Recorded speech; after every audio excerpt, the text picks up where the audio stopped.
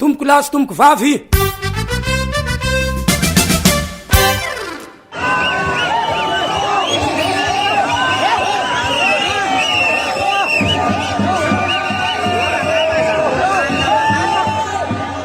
lasaiko voalohany makasika an'le eritreritra nisy tetỳ amin'ny université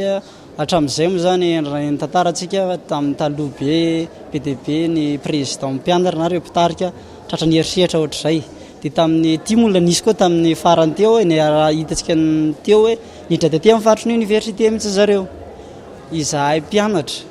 rehefa mba aty anatin'ny faritry ny université dia ny fangatanay zany hoe aleotsika ifanaja satria izay manaja anareo rehefa ty amin'ny faritry ny université tsisy eritreritra ataonay aminareo izahay koa rehefa mitaky ampatsorana izay rehefa mba misy fitakiana ataonay ary zay dia manantona andreo tompony andraikitra tsatsikoajina mandefa taratasy rehefa ohatr'ireny fa tsy hoe tonga dia mikrevy migafy fotsiny manko izay dia logika be hoe to dia leve amin'ny francis fa misy ola migafigafy tsy fantatra inona motifana greviny fa migafy fotsiny dia logika le izy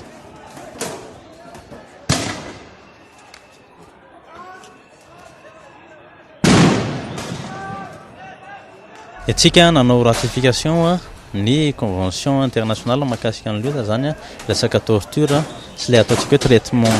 humain dégradant zany hoe resaka ao anatin'izany reny resaka violence policière reny dia mazava tsara fa tokony tsy hanao an'izay eritreritra zay io anatin'ny fisamborana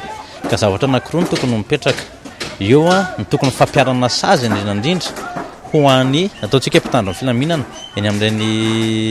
le conseil disciplinaire ny mpitandro ny filaminana zany mampiatra an'le sazy raha toa ka tsy manaraka an'izay lalàna tsy manaja an'le zo ampisamborana an'le olo zay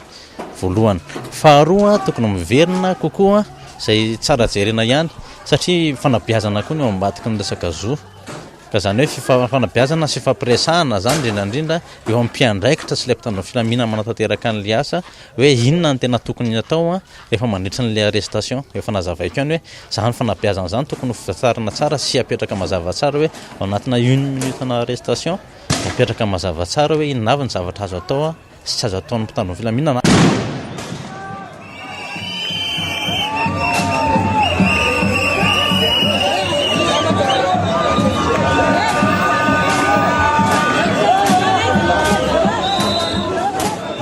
anisan'ny fanadinana zany zao no tena hitanay nandritry ny fifidianana reny hoe ao anatina contextena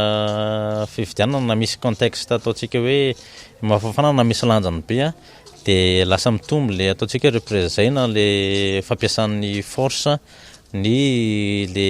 violence na le ataontsika hoe eritreritra iny zao no tena nahitana tranga angeza be fa izao ihany koa zao misy tranga ataontsika hoe ny resaka tsy fandriam-pahalemana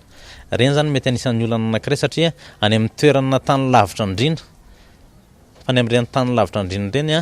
zay nisy fotoana ohatra hoe anona fitarainana ihany tsy indraindray raha tsy tiantsika ohatran'le tranga tany Kyongo reny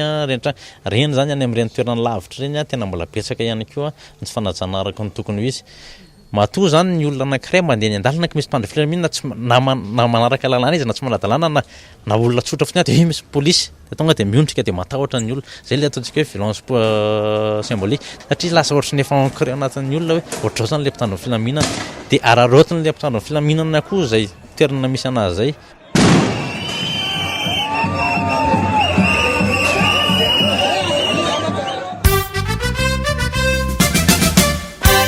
saotra tomboko lahy saotra tomboko vavy